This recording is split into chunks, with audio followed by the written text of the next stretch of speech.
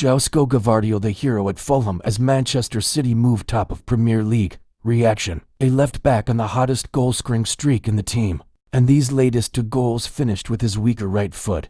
All the evidence Pep Guardiola might need that the stars have aligned for the record 4th straight Premier League title at Manchester City. Josko Gvardiol, that silky Croatian left-back acquired at the start of the season, now has 5 and 7 games for City, including the first and the last at Craven Cottage.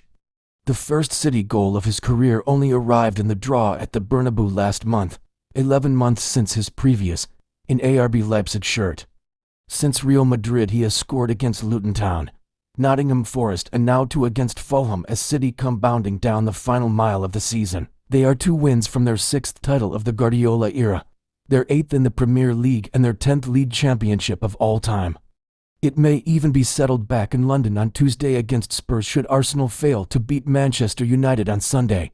City's last defeat remains the one at Villa Park on December 6th, and although they have gone out the Champions League on penalties, no one looks that much closer to breaking them. The 4 goals they scored reduced the goal difference deficit to Arsenal to a single goal in favor of the latter, should it come to that. Had Erling Haaland taken his chance after the hour, City would be level. As the exertions of the season begin to tell across all clubs, City keep finding new ways to win games.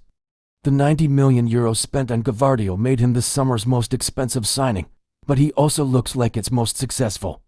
He scored the first on 13 minutes after an exchange with Kevin De Bruyne, and a change of direction left Issa Diop out the picture. The finish with his right foot was calm and precise. Diop had a bad day, eventually booked by Anthony Taylor in the second half for his persistent fouls on Haaland.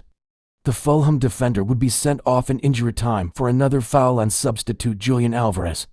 The Argentinian scored the penalty that came as a consequence. With 20 minutes left, Gvardiol stretched with the outside of his right to guide Bernardo Silva's cross just inside the back post. Phil Foden had scored a decisive second by then. The ball had spilled from a tackle by Palhinha on Silva after the latter had slipped away from Anthony Robinson.